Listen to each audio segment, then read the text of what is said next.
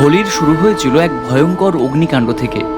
রাজা হিরণ্যকশিপু নিজেকে ঈশ্বর ভাবতেন, কিন্তু যখন নিজের ছেলে প্রহ্লাদ তাকে মানতে অস্বীকার করল, রাজকুমারী হোলিকা, যার কাছে ছিল আগুন থেকে বাঁচার বরদান, হোলিকা ছোট্ট প্রহ্লাদকে কোলে নিয়ে বসলো জ্বলন্ত চিতায়, উদ্দেশ্য জীবন্ত পুড়িয়ে মারা।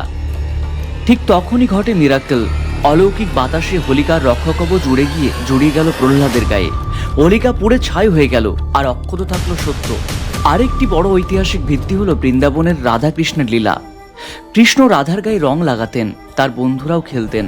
এই আনন্দময় উৎসবই পরবর্তীতে রঙের হোলি হিসেবে ছড়িয়ে পড়ে পুরো ভারতে। মুঘল সম্রাটরা হোলি উদযাপন করতেন হোলি মিলন নামে। সম্রাট আকবর ও জাহাঙ্গীর হোলিতে আমজনতা ও রাজকর্মচারীদের সঙ্গে রং খেলতেন। এই কারণে হোলিও হয়ে ওঠে একটি ধর্ম সম্প্রদায়ের ঊর্ধ্বে জাতীয় উৎসব।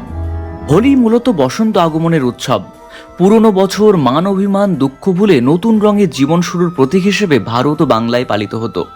কৃষকদের জন্য এটি ছিল ফসল তোলার আনন্দ প্রকাশের দিন। আজ হোলি শুধু উৎসব নয়, শান্তি ও ভালোবাসার বার্তা, মানুষের মধ্যে ভ্রাতৃত্ব, ধর্মীয় বৈচিত্র্যের ঐক্য, সব কিছুর প্রতীক হয়ে দাঁড়িয়েছে।